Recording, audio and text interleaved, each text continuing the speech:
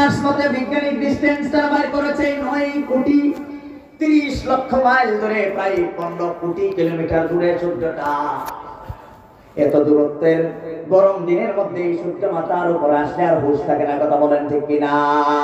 আল্লাহর কসম করে বলতেছি, নবীজির হাদিসের মধ্যে আছে এই সূর্যটা মানুষের মাথা থেকে 9 ইঞ্চি উপরে থাকবে। এত গুরুত্বপূর্ণ গরম জায়গার মধ্যে সর্বপ্রথম হিসাব কিতাব আমাদেরকে নিয়ে আল্লাহ দয়া করবেন না গুসা করবেন? বলেন, সবার আগে হিসাব কিতাব বলে বাঁচলাম না নাই? কোন কোন বাঁচলাম না নাই? সর্বপ্রথম আল্লাহ তাআলা আমাদের হিসাব কিতাব সম্পন্ন করবেন, বলেন সুবহানাল্লাহ। 2 নম্বরের একটা আখিরাতে আমাদের ফায়দা হবে। আল্লাহ রাব্বুল আলামিন সমস্ত উম্মতদেরকে ফুলসিরাতের পুল ব্রিজ পার করানোর আগে আমাদেরকে আল্লাহ তাআলা পার করায়া দিবে, বলেন সুবহানাল্লাহ। আপনারা খুশি না বেজার? ফুলসিরাতের পথটা হাদিসের মধ্যে এসে প্রায় 30,000 বছরের রাস্তা। 10,000 বছর, 10,000 বছর তোমার সোজা উপর দিকে পড়তে হবে, 10,000 সোজা এইভাবে যাইতে হবে, আবার 10,000 বছর নিচের দিকে নামতে হবে। 30,000 বছরের রাস্তাটা আল্লাহ তাআলা একটা পলকের মধ্যেই উম্মতে মুহাম্মদীকে পার করায়া দিবে, বলেন সুবহানাল্লাহ। আরো ফায়দা হইল, রাসূল বলে কিয়ামতের দিন আমি রাসূল মুহাম্মদ ছাড়া পৃথিবীর আর কোন নবীগণ আমার আগে কেউ জান্নাতে ঢুকতে পারবে না, কও সুবহানাল্লাহ।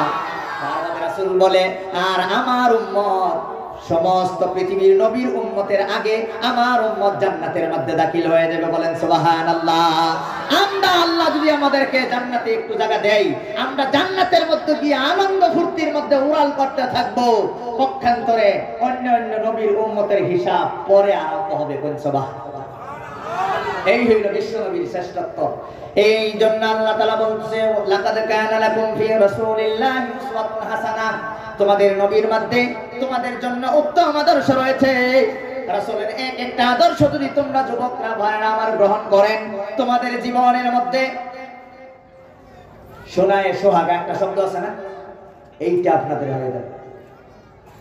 সম্মানিত ভাইয়েরা, এই যে রাসূল যে দুনিয়ার মধ্যে ছিল, রাসূলের জীবনীটা আমরা সামান্য 4-5 মিনিট আমি আলোচনা করতে চাই।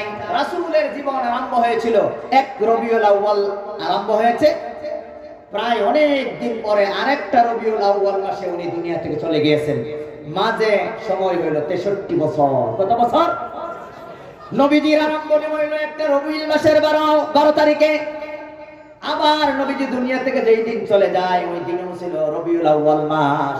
ওই রবিউল আউয়াল মাস আরম্ভনি এবং দুনিয়া থেকে বিদায়, তার মধ্যবর্তী সময় হইল 63 বছর। কত বছর গো? এই 63 বছরের 3টা ভাগে ভাগ করা যায়। কয়টা ভাগে বলেন? কয়টা ভাগে? 3টা ভাগে ভাগ করা যায়। 1 নম্বর ভাগ হইল যেদিন নবী জন্ম নিয়েছে ওই দিন থেকে নিয়া নবুয়তি লাভ করার আগের দিন পর্যন্ত এই টাইমটার মধ্যে নবীজির জীবন চলে গিয়েছিল 40 বছর। কত বছর? 40 বছর। নবীজির বার্থ জন্ম থেকে নিয়ে নবুয়তি পাওয়ার আগের দিন পর্যন্ত নবীজি কাটিয়েছেন 40টা বছর। 2 নম্বর ওনার চ্যাপ্টার হইল নবুয়তি পাওয়ার পরে হিজরত করার আগের দিন পর্যন্ত, ওই টাইমটা হইল 13 বছর। কত বছর গো? 13 বছর। 40 আর 13 কত হয়? 53, 53 বছর, ঠিক না?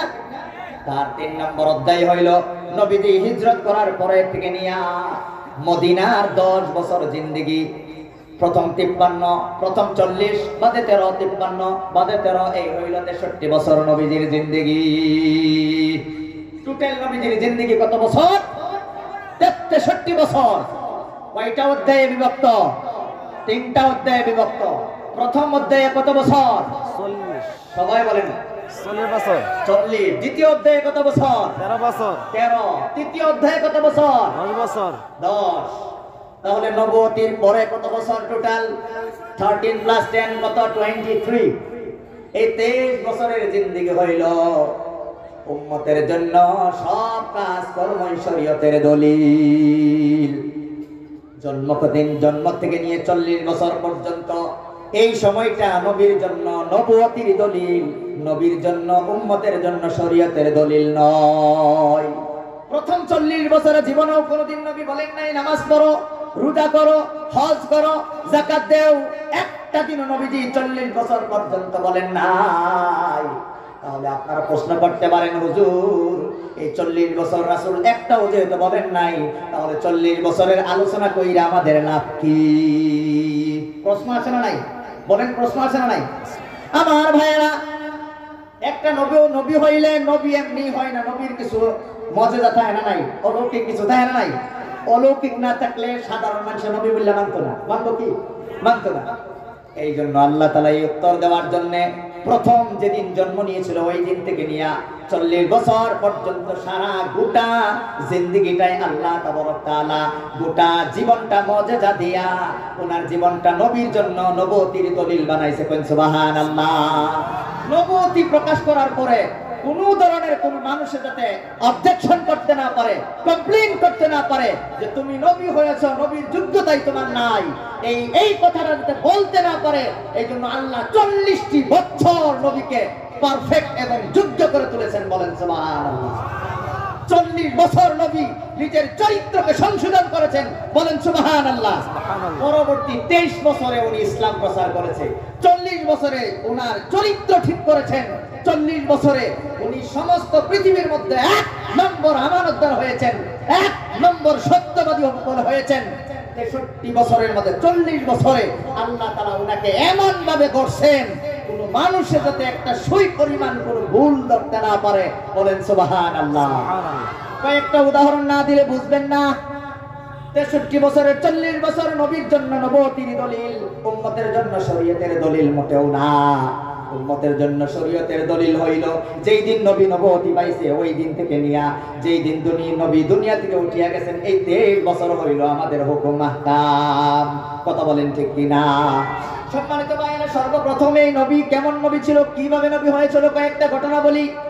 নবী যেই দিন জন্মগ্রহণ করে, আপনারা বলেন আমরা যে জন্মগ্রহণ করেছি মারে কষ্ট দিছি না নাই? মা কাঁদছে না নাই? কই এই পেইন যে সময় আরম্ভ হয়েছে মা কাঁদছে না নাই? এখানে একজন মানুষ বার হইব কি যে মারে দুঃখ দিছি না, কষ্ট দিছি না, বার হইব না রে ভাই। কিন্তু রাসূলের ইতিহাস পড়ে দেখো, আমিনা বলতেছে, নবীজির মা আমিনা বলতেছে, আমার মুহাম্মদ যেদিন জন্ম হয়েছে ওই দিন আমি বিন্দু মাত্র কোনো কষ্ট অনুভব করি নাই। বলেন সুবহানাল্লাহ। আমাদের শ্রেষ্ঠ নবী কেমনে হয়েছে? শ্রেষ্ঠ নবী ইচ্ছাকৃত এবং অনিচ্ছাকৃত ভাবেও মারে সামান্যতম জীবনে দুঃখ কষ্ট দেয় নাই। কোন সুবহানাল্লাহ। আমরা পদে পদে দুঃখ কষ্ট দিছি, ফেডের মধ্যে কত লাত্তি বেদা মারা যে দিছি হিসাব ছাড়া। আমার জন্য মা কত রাত না খায়া না ঘুমায়া পার করছে, কত বমি যে করছে, কত মাথা ঘুরায়া ঘুরতে হয়েছে। কথা ঠিক না ঠিক? কিন্তু আমাদের নবী নিজের মাকে বিন্দুমাত্র কোনোদিন কষ্ট দেয় নাই রে বাবা। এই হইল বিশ্ব নবীর, ওই হইল প্রথম দিনের প্রথম আরম্ভনী। বলেন সুবহানাল্লাহ। প্রত্যেকটা শিশু আমাদের জন্মগ্রহণ করলে মার নায়ের লগে, মার পেটের লগে, সন্তানের নায়ের লগে একটা নার থাকে না, নার, এই নার কাটা হয়ে আমরা জন্ম হই না, বাদে কেটে দেয়। কিন্তু রাসূল যেই দিন জন্ম নিয়েছে ওই দিন নার কাটা অবস্থায় দুনিয়ার মধ্যে নবী এসেছে। বলেন সুবহানাল্লাহ। দেখছেন নবীর নবুয়তির জন্য নবুয়তির দলিল 40 বছর। 3 নম্বর হইল নবী যখন জন্মগ্রহণ করলেন, জন্মগ্রহণ করার পরেই মাটির মধ্যে গিয়ে একটা সিজদা দেয়া উনি দোয়া পড়েছেন। বলেন সুবহানাল্লাহ। আমরা জন্ম নিয়ে সিজদা দিছিলাম নি? না না না।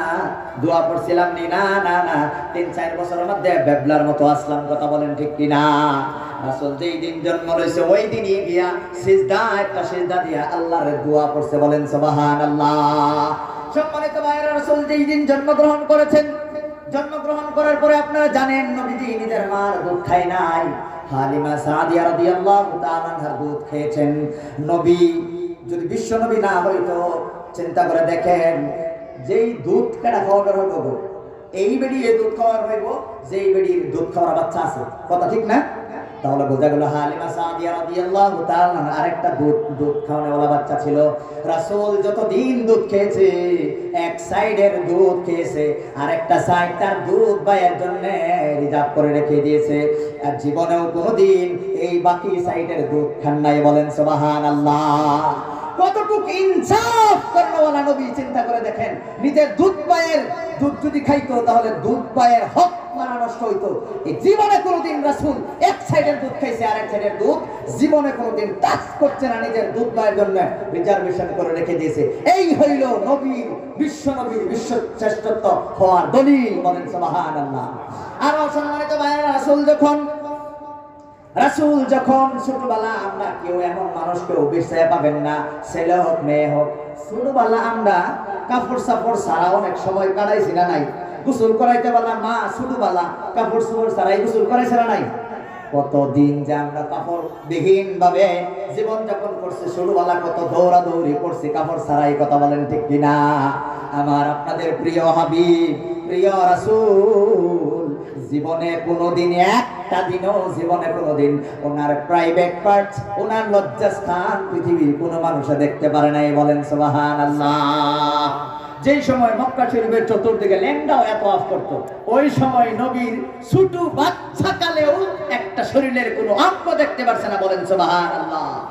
একদিন খালি হঠাৎ করে একটু ইয়াটা উঠতে বসছেন, কাপড়টা উঠতে বসছে, লগে লগে নবী বেহুশ। আহা, কি শরম ছিল নবীজির। তাহলে এগুলা কাফিরে দেখছে না নাই? কাফিরে দেখছে না নাই? সম্মানিত ভাইরা, আর নবীজির চিন্তা, যখন নবীজি রাস্তা দিয়ে যাইতো, বন্ধুরা আমার, আমাদের শরীরের ঘামলে, শরীর ঘামলে আল্লাহ দিলে বলো বালা পারফিউম কাম করে না, পারফিউম সেট কইরা দুর্গন্ধ মানুষের না যায় যাই কি তাই না? কিন্তু রাসূল কেমন ছিল ভাইরা আমার? আয়েশা রাদিয়াল্লাহু তাআলা আনহা বলে, আমার স্বামী বিশ্ব নবী যখন শরীর গামতো, কপাল গামতো, আমি একটা ছোট শিশি একটা লইতাম, এই শিশি লইয়া এই ঘামগুলা শিশির মধ্যে ভরায়া ভরায়া থইতাম, কারণ নবীর এই ঘামের মধ্যে ছিল মিশকে আম্বরের সুগন্ধ। কোন সুবহানাল্লাহ। যখন আতর থাকতো না, কোন প্রোগ্রামের মধ্যে গেলে এই শিশির থেকে এই ঘাম বাহির করে মাখতো, 1 মাস 2 মাস 3 মাস পর্যন্ত তার সেন্ট শরীরে লেগে থাকতো। কোন সুবহানাল্লাহ। এই ছিল বিশ্ব নবী। এই জন্য রাসূল আল্লাহ বলে, লাকাদ কানা লাকুম ফি রাসূলিল্লাহি উসওয়াতুন হাসানাহ, তোমাদের রাসূলের মধ্যে উত্তম আদর্শ রয়েছে। কিন্তু আদর্শ গ্রহণ করবে 3 প্রকারের মানুষ। আদর্শ আছে, সবই আদর্শ লইর হইতো না। আজকে আমি আপনাদেরকে বলবো 3 প্রকারের মানুষ আদর্শ নবীর কাছ থেকে লইবার হইব। এবিলিটি, দক্ষতা, ক্ষমতা থাকবো। এই 3 প্রকার, 3 ক্যাটাগরির মানুষ ছাড়া নবীর যত আদর্শই থাক, চোখ থাকতো আর অন্ধ থাকবো, আদর্শ লইবার হইতো না। শুনবেন 3 ক্যাটাগরির মানুষ কেনা? আল্লাহ তাবারক ওয়া তাআলা বলেন, লিমান কানা ইয়ারদুল্লাহ, 1 নম্বর ক্যাটাগরি হইল যারা আল্লাহর প্রতি রাজি, আল্লাহর নাম শুনলে অন্তরটা ভরে যায়, আল্লাহর প্রতি যারা রাজি, যারা আল্লাহরে চায়, আল্লাহকে বন্ধু বানাইতে যারা চায়, তারাই রাসূলের মাধ্যমে উপকৃত হবে। বলেন সুবহানাল্লাহ। এখন ভাইরা, দুনিয়ার মধ্যে অনেকাংশ মানুষ আল্লাহরে বিশ্বাস করতে চায় না। 850 কোটির মধ্যে 250 কোটি মানুষ বাদ দিয়া 800 কোটি মানুষ আল্লাহরে মানেও না। তাদের জন্য রাসূল, যারা আল্লাহরে মানে না, তাদের জন্য রাসূল কি উত্তম আদর্শ হইব না? আল্লাহ কই দিছে, লিমান কানা ইয়ারজুল্লাহ, আল্লাহকে যারা চায় তাদের জন্য রাসূল আদর্শ হবে। এই রাসূলের আদর্শ আপনাদের শরীরের মধ্যে আছে না নাই? কথা বলেন, আছে না নাই? রাসূল টুপি পরিধান করত, আপনারাও টুপি পরিধান করেছেন। রাসূল দাড়ি রাখতো, অনেক ভাইরা আপনারা দাড়ি রেখেছেন। রাসূল সুন্দরভাবে নামাজ পড়তো, অনেকে আপনারা নামাজ পড়েন। কিন্তু তারা যে পড়ে না, আল্লাহ আগেই বলে দিয়েছে, আল্লাহকে যারা চাইবে তারাই রাসূলের কাছ থেকে উপদেশ গ্রহণ করবে। বলেন সুবহানাল্লাহ। 2 নম্বর হইল ওয়াল ইয়াউমিল আখিরাহ, আখিরাতকে যারা বিশ্বাস করবে, পরকালের জিন্দেগি যারা মানবে, পরকালকে যারা বিশ্বাস করবে, তারাই রাসূলের কাছে গিয়া, রাসূল না থাকলেও রাসূলের জীবনে পড়িয়া, রাসূল না থাকলেও রাসূলের হাদিস পড়িয়া, রাসূল না থাকলেও রাসূলের উপরে 3 বছরে যে কোরআন নাজিল হয়েছে, কোরআন পড়িয়া পড়িয়া তারা আদর্শ গ্রহণ করবে। বলেন সুবহানাল্লাহ। কিন্তু যারা আখিরাতকে চায় না, দুনিয়ার মধ্যে খালি চিরকাল দুনিয়া দুনিয়া দুনিয়া খালি করতে চায়, দুনিয়ার মধ্যে কেমন ভাবে তারা থাকে, মুকুন নমাজ হেরা, মুকুন নমাজ হেরা, মুকুন নমাজ বলা হেজকে হেজ না করতে কেউ মর্দর ছেলে তাহসিল মালিক কর দো না খোর। সারা জীবন মাল ইনকাম করেছে, কামাই করেছে, নিজেও খায় নাই, অপরকেও দেয় না, শেষমেশ টুটুস করে মরছে। সারা জীবন কামাই করছে, কি করছে? কামাই করছে, নিজেও খাইছে না, অপররাও দিছে না, হট করে মরে গেছে। শেখ সাদি কইতেছে, এই মানুষটা মরে গেলে জানা নামাজ পড়া যায় না। কি করলো? জীবনের কোনো দাম নেই। কথা বল ঠিক কিনা? এই সমস্ত মানুষরা রাসূলের জীবন থেকে আদর্শ গ্রহণ করতে পারবে না। এই যে আপনারা যারা বসেছেন আখিরাতের চিন্তা আছে না নাই ভাই? আমাদের যুবক ভাইদেরও আছে। আমার যুবক ভাইরা এই যে প্যান্ডেলের মধ্যে এসে বসতেছে, দিলটা ভরে গেল ভাইরা আমার। আপনারা চাইলে আজকে গানের মধ্যে থাকতে পারতেন, আপনারা চাইলে আজকে থিয়েটারের মধ্যে থাকতে পারতেন। ভাইরা আজকে যারা মাহফিলে এসেছো, এই মাহফিলটা যদি আল্লাহ কবুল করে ভাইরা আমার, আল্লাহর কসম করে বলছি এই মাহফিলের উদ্দেশ্য একদিন না একদিন তোমার আল্লাহ ক্ষমা করে দিবে। বলেন সুবহানাল্লাহ। আল্লাহ কম্পেয়ার করবে যে ওইদিকে গানের আসর ছিল, ওইদিকে দিনের কথাবার্তা চলছিল। কে কে ওই দিন 2024 জানুয়ারির 2 তারিখ 2024 জানুয়ারির 2 তারিখ কে কে গুহাই ধরনের প্যান্ডেলের নিচে বসা ছিল? আল্লাহ যদি বলে দেয় আমভাবে আমি মাফ করে দিলাম, সবাইকে জান্নাতের মধ্যে ঢুকিয়ে দাও, বলেন আল্লাহুম্মা আমিন। ওই দিন যদি আপনারা যদি থাকেন তাহলে করবেন। বলেন আল্লাহ এটা বলতে পারে কি পারে না? আল্লাহ যদি দয়া করে বলে দেয়, যদি বলে দেয়, আল্লাহ তো রহমান, আল্লাহ তো রহিম, এই জন্য আপনাদেরকে দাওয়াত দেওয়া হয়েছে। সম্মানিত ভাইয়েরা, 2 নম্বর আখিরাতকে যারা বিশ্বাস করে তারাই নবীজির কাছ থেকে আদর্শ লয়। আখিরাতকে যারা বিশ্বাস করে তারা কি করে? আল্লাহ কোরআনের মধ্যে বলেন ওয়াত্তাকু ইয়াওমান তুরজাউনা ফীহি ইলাল্লাহ। দুনিয়ার মানুষরা রে, একটা দিনকে তোমরা ভয় করো, কত দিন ভয় করার দরকার নাই, একটা দিনকেই ভয় করো, যেই দিন তোমরা মরার পরে সবাইকে আল্লাহ তাআলা উঠায়া কিয়ামতের ময়দানে তোমাদেরকে আল্লাহর সামনে দাঁড়ানো করানো হইবে। আল্লাহ যখন তোমাদের বিচারক থাকবে, মালিক ইয়াউমিদ্দিন, কিয়ামতের দিনের মালিক আল্লাহ যখন থাকবে, তোমরা সামনে থাকবা। ওই দিন জীবনে যা করেছো, বালিগ হওয়ার যেই দিন হইছো ওই দিন থেকে নিয়ে মৃত্যু পর্যন্ত যা কিছু করেছো আল্লাহ সব কিছুর হিসাব কিতাব তোমাদেরকে দিয়ে দিবে। নেককার হইলে জান্নাত, বদকার হইলে আল্লাহ পানিশমেন্টের ঘোষণা করবে। এই জন্যই তোমরা একটা দিনকে ভয় করো, যেই দিন ওয়াহুম লা ইউযলামুন, আল্লাহ ওই দিন কারোর প্রতি জুলুম করবে না। আপনি চুপে চুপে রাত্রে উঠে তাহাজ্জুদের নামাজ পড়েছেন, এটা কেউ না দেখলেও আল্লাহ পুরস্কার দিবে। বলেন সুবহানাল্লাহ। আপনি মনে মনে একটা গরিব মানুষকে বায়া কোনদিন একটা ফকিরকে 5 টাকা দিয়েছিলেন, কেউ জানে না, এটা আল্লাহ জানে না নাই? বলেন আল্লাহ জানে না নাই? একটা মাদ্রাসার ছাত্রকে জাগির খাওয়াইছেন, কেউ জানে না? কিয়ামতের দিন আল্লাহ তাআলা তার পুরস্কার দিবে। ভাইরা মাদ্রাসা উন্নত করেছেন দিবে, মসজিদ বানাইছেন দিবে, আপনার মূল্যবান মাটি দিয়া মানুষে আসা যাওয়া করার জন্য রাস্তা বানায়া দিয়েছেন। কিয়ামত পর্যন্ত একটা পিঁপড়া, একটা কিরাও যদি ওই রাস্তা দিয়ে যায় তার সবটা আল্লাহ তাআলা দিয়ে দিবে। বলেন সুবহানাল্লাহ। জীবনে কোনো না কোনো একদিন একজন মানুষকে আপনি রাস্তা দেখাইয়া দিলেন, একটা সালাম দিলেন, একটা হাসি দিলেন, একটা ভালো কথা বললেন, আল্লাহ তাআলা বেকার করবে না, সব গুনার জাযা সুম্মা তুওয়াফা কুল্লু নাফসিন মা কাসাবাত। আরবি পড়লে আপনারা বলতেন যা কিছুই তোমরা কামাই করেছো, যা কিছু বলতে আর কিছু বাইদা হ্যাঁ, বলেন কিছু বাইদা হ্যাঁ, যা কিছুই কামাই করেছো তা আল্লাহ তাআলা দিয়ে দিবে। তো মহান আল্লাহ। আমার বন্ধুরা, আমার ভাইয়েরা, এই জন্য আমাদের রাসূলের কাছ থেকে তারাই আদর্শ গ্রহণ করবে যারা আখিরাতকে বিশ্বাস করে, যারা কবরে আযাবকে বিশ্বাস করে না, যারা জান্নাত জাহান্নাম বিশ্বাস করে না। তারা দুনিয়ার মধ্যে তারা কি করে এটা আমরা সবাই জানি, কথা বলেন ঠিক কিনা? যারা আখিরাতকে বিশ্বাস করে না তারা দুনিয়ার মধ্যে মানুষের হক আদায় করে না, যারা আখিরাতকে বিশ্বাস করে না তারা মানুষকে মানুষ গণ্য করে না, যারা আখিরাতকে বিশ্বাস করে না তারা মানুষকে ধোঁকা দেয়, যারা আখিরাতকে বিশ্বাস করে না তারা দুনিয়ার মধ্যে গরিবের রক্ত চুষে চুষে খায়, সুদখোর গরিবের রক্ত চুষে চুষে খায়। ময়দানে আল্লাহর কিয়ামত যদি বিশ্বাস করতো, আল্লাহর কসম ওই মানুষটা আল্লাহর সিজদা দিয়ে কইতো 2 কান 2 আল্লাহ সুদ খাওয়া ছাড়লাম, আর জীবনে কোনোদিন সুদ খাইতাম না। যেই রাসূল সুদ খাওয়ার বিরুদ্ধে বলেছে, যেই আল্লাহ সুদ খাওয়ার বিরুদ্ধে বলেছে, কিয়ামতের দিন দাঁড়াইব তো ওই আল্লাহর কাছেই, আর তো কোনো জায়গা নাই, ওই দিন কি হিসাব দিব। এই দরটা যদি কোনো মানুষের থাকে, আল্লাহর কসম কোনো মানুষ কোনোদিন সুদ খাইতে পারে না। কথা বলেন ঠিক কিনা? একজন অফিসার যদি এরকম হয়, আল্লাহর যদি ডর থাকে, জীবনে কোনোদিন সরকারের ধর্ম খাওয়ার পরেও কোনোদিন ঘুষ তালাশ করবে না। কথা বলেন ঠিক কিনা?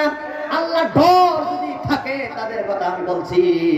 আপনি যদি ঘুষ দিতে যান, একটা হাসি দিয়ে বলবে এইটা আপনার পকেটেই ছেড়ে দেন, আমার দরকার নাই, আল্লাহ আমার অনেক দিতেছে। মাস পরে সরকার আমারে প্রায় 1 লক্ষ টাকা দেয়, আপনার এই আবর্জনা খায়া আমার পেটটা নষ্ট করতে আমি চাই না। কথা বলেন ঠিক কিনা? এই জন্য রাসূল বলছে আখিরাতের দিনকে যারা বিশ্বাস করে তারাই রাসূলের কাছ থেকে আদর্শ গ্রহণ করবে। বিশ্বনবীর বিশ্বশ্রেষ্ঠ উম্মত হয়া সগৌরবে নবীজির পাশে লাইন ধরে ধরে জান্নাতে ঢুকবে। বলেন সুবহানাল্লাহ। বাবা কয়দিন বাঁচতে, বেশি দিন নয়, কয়েকদিনের দুনিয়া। কয়েকদিন তোমরা একটু আল্লাহ আল্লাহ করো, আল্লাহ আল্লাহ করো। আল্লাহ তার বাদে বলতেছে ওয়াযাকারাল্লাহ কাসীরা। তারা বেশি বেশি আল্লাহ আল্লাহ করে তারাই রাসূলের কাছে গিয়ে আদর্শ খুঁজে পাইবে। বলেন সুবহানাল্লাহ, আল্লাহু আকবার। এই জন্য আল্লাহ কোরআনের মধ্যে বলেন ওয়া ইন্নাকা লাআলা খুলুকিন আযীম। রাসূল গো, তোমার জীবনের মধ্যে আছে উত্তম আদর্শ। কথা বলেন ঠিক কিনা? কেমন আদর্শ রয়েছে রাসূলের কাছে? ভাইয়েরা আমার, দুইটা ঘটনা বলে আমি মাদ্রাসার সম্পর্কে কিছু আলোচনা করব, সময় বেশি আমার হাতে নাই। সম্মানিত ভাইয়েরা, রাসূলের একটা ঘটনা বলি। রাসূল যেই সময় নবুয়তি পাইল তখন আম ঘোষণা হয়ে গেল যে এই মুহাম্মদের কাছে তোমরা কেউ যাও না, যারাই যা তাদেরকে মুহাম্মদে জাদু করে। কি করে? জাদু করে। একটা বুড়া বেডি আছে, তার ধর্ম খুব পালন করতো, মূর্তি পূজক আছে, খুব পালন করতো। সর্বনাশ, আমার ধর্ম বদলে এলবো, এই দেশ হই থাকতাম না, টুপলা টাপলি বান্দা রাস্তাতে ছুটছে। আল্লাহ রাসূল দিনের কাম করতে ওই রাস্তা দিয়ে আবার আসতেছে। আসার পর দেখলো একটা মুরব্বী মানুষ, বয়োজ্যেষ্ঠ মহিলা, বড় একটা টুবলা লইয়া হাঁটিয়া যাইতে পারতেছে না। রাসূল সামনে গিয়ে দাঁড়াইলো, বললো মা মা মা, আপনি কোথায় যাইতেছেন? বললো আর কথা কইও না, জলদি আমারে যাইতে দাও। এই জায়গার মধ্যে একজন নতুন ধর্ম প্রচারক আসছে, নাম বলে তার মুহাম্মদ। যারে ধরে তারে বলে জাদু করে। আমি উনার জাদুর থেকে বাঁচতে চাই, জলদি আমি দেশ ছাড়িয়াই আমি পলাইয়া যাইতেছি গা। হুজুর বলল মা, এত বড় বোঝা আপনি নিতে পারবেন না, যেই জায়গায় যাইবেন ওই জায়গা পর্যন্ত আমি আপনার বোঝাটা নিয়ে দিতে চাই। বলল না না, তোমার কষ্ট করতে লাগবে না। রাসূল বলল না মা, আপনাকে এই কষ্টটা না করে না দিতে পারলে আমি মানুষ হইলাম কি করে? দেন আপনার বোঝাটা দিন। রাসূল বোঝা লইয়া যায়, এই বুড়া মানুষটা আগে যায়, রাসূল পিছে পিছে যায়। এক দুরন্ত দূর জায়গা গিয়া ওই মহিলা এনে বলছে, এই নো আর মুহাম্মদ আয় হইতো না, এই নো তো এই আমি দিন কাটায়। যখন মুহাম্মদ সাল্লাল্লাহু আলাইহি ওয়াসাল্লাম এইটা দিয়া তখন বিদায় নিতেছে, ওই সময় বুড়া মহিলাটা বলে, ও বাবা আমার একটা কথা শুনে যাও।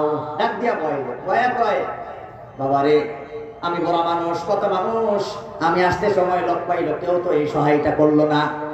তুমি কি যুবক? তোমার বাবার নাম কি? কোন জায়গা থেকে এসেছ? তোমার কি পরিচয়? আমার দিল তুমি যেতে নিয়েছ। এমন ভালো মানুষ আজ পর্যন্ত আমার চোখে কোনোদিন পড়ে নাই। বলো বলো তোমার পরিচয় কি? তখন মুহাম্মদুর রাসূলুল্লাহ বলেন সাল্লাল্লাহু আলাইহি ওয়াসাল্লাম মিষ্টি হাসি দিয়া বলে, মা আপনি যেই মুহাম্মদের ডরে ভাগিয়ে যাইতেছেন ওই মুহাম্মদই আমি। এই মহিলা একটা চিৎকার দিয়ে দুই চোখের পানি ছেড়ে দিয়ে বলে, তোমার বিরুদ্ধে আমাকে কত সমালোচনা করা হয়েছে, তোমার বিরুদ্ধে কত ভয়ঙ্কর ভয়ঙ্কর কথা আমার কানে পৌঁছাইছে, যার জন্য তোমার বিরুদ্ধে এই সমালোচনা চুগলিগুলা শুনেছেন।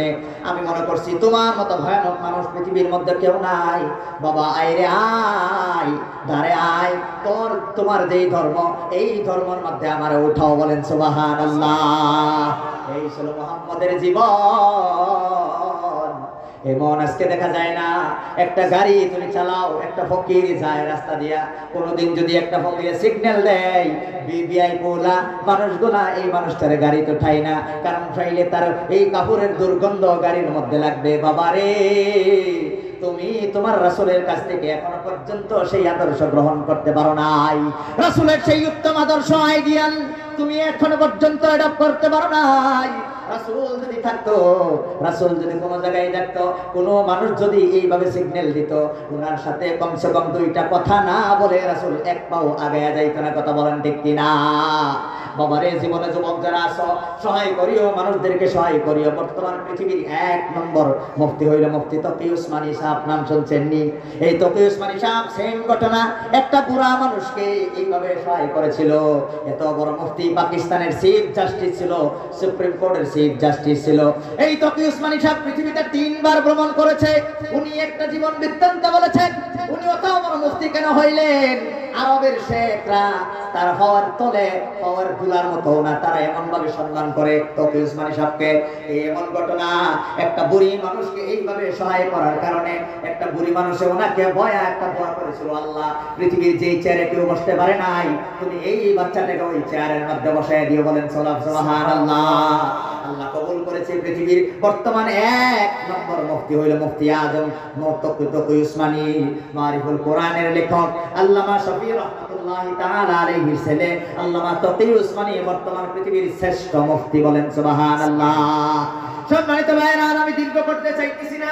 এই রাসূলের আদর্শই আদর্শিত হইয়া এই রাসূলের সুন্দর সুন্দর কথাগুলো, মানব দরদি কথাগুলো শেখানোর জন্যই, আখিরাত আমাদের সুন্দর হওয়ার জন্যই পৃথিবীর মধ্যে উলামায়ে কেরামে চিন্তা ফিকির করে মাদ্রাসা কায়েম করেছে।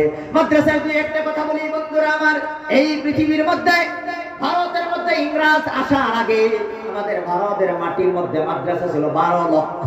কতটা? কত লক্ষ গো? 12 লক্ষ। এই মাদ্রাসাগুলা চলতো নিজের সম্পত্তির দ্বারা, কারোর কাছে চাইরা নাও কোনোদিন চান্দার জন্য কোনো মাদ্রাসা হাত বাড়াইতো না। মাদ্রাসার দরদি মানুষগুলা মাদ্রাসার দিকে এমন ভাবে মাটি ওয়াকফ করে দিত, এত শ বিঘা মাটি থাকতো, সম্পত্তি থাকতো। মাদ্রাসার মাটিয়ে মাদ্রাসার শিক্ষকের বেতন দিয়া ছাত্রছাত্রীরে পড়ায়া কোটি কোটি টাকা জমা থাকতো। এই টাকা দিয়া অন্য কাজ করতো। জীবনে কোনোদিন কোনো মাদ্রাসাওয়ালা কারোর কাছে হাত পাততো না। কিন্তু বন্ধুরা আমার, বড় আফসোসের বিষয়, বড় চিন্তার বিষয়, বড় দয়া, বড় ভয়ানক একটা বিষয়, যেই সময় ইংরেজরা চলে বলে কৌশলে ভারতের রাজত্ব কায়েম করলো 1826 সালে নবসন্ধির পরে, যখন ইংরেজ মিশনারিরা ভারতের মাটিতে কব্জা করলো, সর্বপ্রথম তারা যেই জায়গার মধ্যে আমাদেরকে ধ্বংস করলো, এই ধ্বংসটা হইল এই 12 লক্ষ মাদ্রাসার মধ্যে তারা মাটি দিয়েছিল, সমস্ত মাটি তারা বাজেয়াপ্ত করে দেয়। একসাথে এই 12 লক্ষ মাদ্রাসা এই ভারতের মধ্যে থেকে বন্ধ হয়ে যায়। দেখছেন খ্রিস্টান ইহুদিরা, খ্রিস্টানরা ভারতের এই 12 লক্ষ মাদ্রাসা, এই মাদ্রাসাগুলোর মধ্যে কি লেখাপড়া হইতো ভাই? এখন যেরকম স্কুলের ক্লাস 10 পর্যন্ত বিজ্ঞান পড়ানো হয়, গণিত পড়ানো হয়, ইংরেজি পড়ানো হয়, সোশ্যাল সায়েন্সে পড়ানো হয়, ভূগোল পড়ানো হয়, ইতিহাস পড়ানো হয়, হিস্ট্রি পড়ানো হয়, আপনার লিটারেচার পড়ানো হয়। ঠিক তদ্রুপ ভাবে ওই আগের 12 লক্ষ মাদ্রাসার মধ্যে গণিত পড়াইতো, হাদিস পড়াইতো, বিজ্ঞান পড়াইতো, কোরআন পড়াইতো, উসুল পড়াইতো, অ্যাস্ট্রোনমি পড়াইতো, ফিজিক্স পড়াইতো, কেমিস্ট্রি পড়াইতো, কেরাত পড়াইতো। একসাথে একটা লিমিট পর্যন্ত 2 ধরনের শিক্ষা মাদ্রাসার মধ্যে থাকতো। এই মাদ্রাসাতে পড়িয়া গিয়া একটা ক্লাস 10 পাস করিয়া যারা আলিম হইতো, আলিমের কোর্সে ভর্তি হইতো, যারা বিজ্ঞানী হইতো, বিজ্ঞানের দিকে গবেষণা করতো। মুসলমান বিজ্ঞানীরা 5 ওয়াক্ত নামাজি হইতো, মুসলমান ডক্টররা 5 ওয়াক্ত নামাজি হইতো, মুসলমান ইঞ্জিনিয়াররা 5 ওয়াক্ত নামাজি হইতো। কিন্তু এই কোদালটা, এই করাতটা মারিয়া এই সমস্ত কিছু ধ্বংস করে দিল। 12 লক্ষ মাদ্রাসা যখন বন্ধ হয়ে যায়, ইসলাম যখন কাবু করে, 12 লক্ষ মাদ্রাসার তখন ইনকাম সোর্স নাই। মাদ্রাসা চলবো? বলেন মাদ্রাসা চলবো? নাই। তখন ইংরেজরা যখন আরম্ভ করলো, তখন কলকাতার মধ্যে মুসলমান বেশি ছিল, তারা আন্দোলন আরম্ভ করতে লাগলো, আমাদের মাদ্রাসা লাগবেই লাগবে। খ্রিস্টানরা না ভাইয়া আলিয়া, কলকাতা আলিয়া বিশ্ববিদ্যালয় বানায় দিল। কিন্তু এই আলিয়া মাদ্রাসার প্রিন্সিপাল 36 বছর ছিল খ্রিস্টান। ইতিহাস আমরা জানি না। এই জায়গা কোনো হাদিসের কিতাব পড়ানো দেওয়া হইতো না, 1-2টা আরবি কিতাব পড়ায়া তাদের কিতাবগুলো পড়াইতো। এখানে আন্দোলন হয়ে বাংলাদেশের ঢাকা আলিয়া বিশ্ববিদ্যালয়, যেটা এই আলিয়া কলকাতা আলিয়া বিশ্ববিদ্যালয়, এখানে ট্রান্সফার করা হইলো। সেইখানে তারপরে দেখলো ওলামায়ে কেরাম, দেখলো এইভাবে চললে পৃথিবীর ঈমান থাকবে না, আমল থাকবে না, সমস্ত মানুষ বেঈমান হয়ে দুনিয়া থেকে বিদায় নেবে। তখন দেওবন্দের মধ্যে 1866 খ্রিস্টাব্দে আসিম নানতুবি রাহমাতুল্লাহি তাআলা আলাইহি সর্বপ্রথম আবার নতুন করে মাদ্রাসা আরম্ভ করে। বলেন সুবহানাল্লাহ। সেই মাদ্রাসার শাখা প্রশাখা সমস্ত পৃথিবীর মধ্যে বর্তমান ছড়িয়েছে, কিন্তু আগের গৌরব মাদ্রাসাই ধরে রাখতে পারে নাই। আগে যে মাদ্রাসার মাটি দেয় মাদ্রাসা চলতো, ওহন কিন্তু হেটা নাই। ওহন মানুষের কাছে হাত পাতা লাগে, কারণ ইংরেজি সব এইগুলো মাটি বাজেয়াপ্ত করে দিচ্ছে। এই জন্য মাদ্রাসা, আমাদের মাদ্রাসার জন্য আপনাদের কাছে হয়তো হাত পাতা হয়, মাদ্রাসার জন্য আপনাদেরকে হাত পাতা হয়। কেন, কি জন্য? 2-4 কথা বলে আমি শেষ করে দিব, আর বেশি লম্বা করার সময় আমার হাতে নাই। যদি সময় থাকতো একটা একটা করে আপনাদের আমার জাতিকে আমি বুঝাইতাম যে মাদ্রাসাটা কতটুকু জরুরি। এক কথায় মাদ্রাসা শিক্ষা ছাড়া দুনিয়ার জীবনে আমাদের কোনো গতি নাই, মরণকালেও গতি নাই, কবরের জিন্দেগি তো আমাদের গতি নাই, হাসরের ময়দানেও মাদ্রাসা শিক্ষা ছাড়া গতি নাই। বলবে হুজুর মাদ্রাসা শিক্ষা ছাড়া গতি নাই কিভাবে? যারা মাদ্রাসা পড়ে না তারা তো আরো ভালো করে চলে, কথা বলেন ঠিক কিনা? মাদ্রাসা যারা পড়ে না তারপর তো আরো বাড়া, তারা তো টেহা পয়সার অভাব নাই, তাদের কোনো অভাব নাই, কিন্তু মাদ্রাসার যারা পড়ে তারাই তো দেখি গরিব। আমার বন্ধুরা, হয় এটা সঠিক, মাদ্রাসায় যারা পড়ে গরিব, কিন্তু ভাইরা রে এই মাদ্রাসার যারা পড়ে তাদের কারণেই আল্লাহ তোমার ধনী বানাইছে, তাদের কারণেই আল্লাহ তোমার অক্সিজেন দেয়, তাদের কারণে ক্ষেতের মধ্যে ফসল ধরে, তাদের কারণে আসমান থেকে পানি পড়ে, তাদের কারণেই দুনিয়ার সূর্যটা উঠে, তাদের কারণেই পাহাড়গুলো দাঁড়িয়ে আছে, তাদের কারণেই সমুদ্র সাগর তার জায়গার মধ্যে দাঁড়িয়ে আছে। যেই দিন তারা আল্লাহ আল্লাহ করা ছাড়ে দিবে, কারণ রাসূল বলে যতদিন পর্যন্ত পৃথিবীর মধ্যে একজন বান্দা আল্লাহ আল্লাহ করবে, আল্লাহ দুনিয়াটা কিয়ামত করবে না। বলেন সুবহানাল্লাহ। আপনারা বলেন আল্লাহ আল্লাহ কই শেখানো হয়? LP school, high school, college, university, কই কই? উত্তর হয় নাই। বলেন একমাত্র মাদ্রাসায়। বলেন বলেন সবাই বলেন ভাই, একমাত্র মাদ্রাসায়। এই যে মাদ্রাসা, এখানে আল্লাহ আল্লাহ শেখানো হয় কি হয় না? বাবারে এই মাদ্রাসা থাকলে পরে তোমার আল্লাহ তাআলা বিল্ডিং বানানোর সুযোগ কইরা দেয়। মাদ্রাসা না থাকলে, আল্লাহ আল্লাহ না থাকলে তোমার বিল্ডিং তো তোমার বহি বন্ধ হইলে। কথা ঠিক না ঠিক? ওই না কে? হ্যাঁ, রাসূল মিছা কইছে? আমার কথা এটা। রাসূল বলে যখন আল্লাহ আল্লাহ থাকবে না কি হইবে? একটা ঘটনা বলি। মানুষগুলা বাজারে যাইবে, যে আমরা বাজারে যাইতেছি, যে বাজারে ঘোরাফেরা করতেছে, মনে করুন এই কেউ আল্লাহ আল্লাহ কোনেওয়ালা নাই। এক বেড়া আইছে পান খাইতো, কইছে ভাই পান বানায় দে। পান বানায় বেড়া হাসছে, পানটা দিব আর হে পকেট থেকে পয়সা বার করে দিব। এই সময় হয়তো আল্লাহ আল্লাহ একজনও নাই। এই টাইমটার মধ্যে পৃথিবীর কোনো না কোনো এক কোনার এক আল্লাহ আল্লাহ আছে, এই সময় মরবো।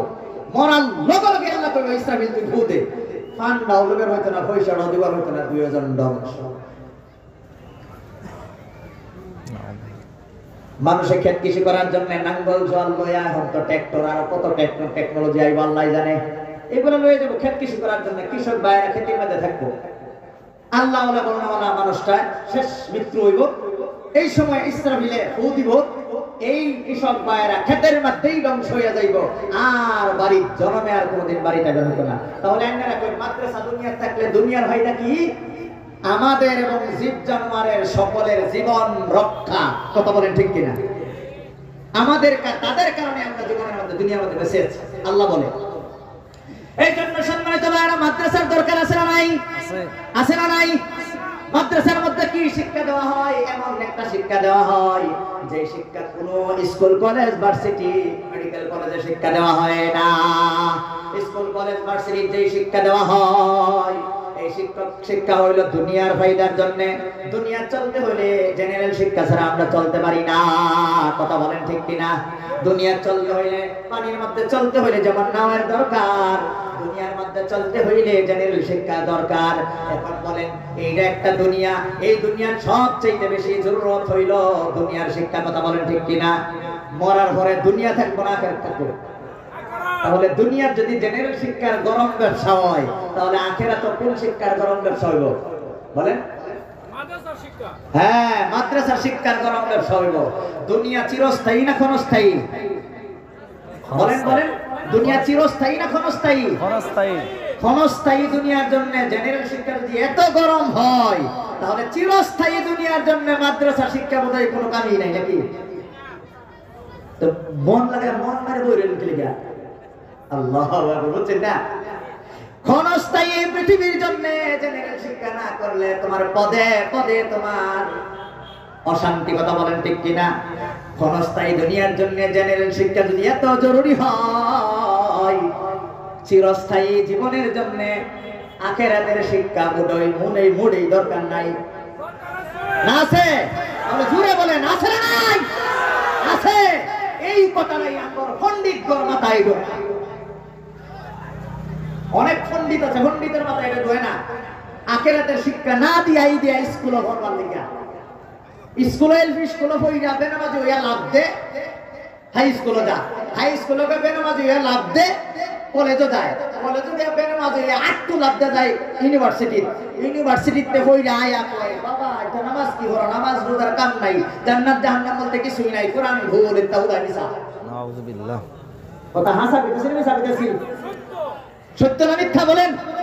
আমার এই যুবক ভাইদেরকে যদি আমরা প্রথমে ইসলামিক শিক্ষা দিতাম, জীবন ভর ইউনিভার্সিটি পড়লেও কোনোদিন কইল না হইল যে নামাজ রোজা বিফল, কোরআন ভুল কইব।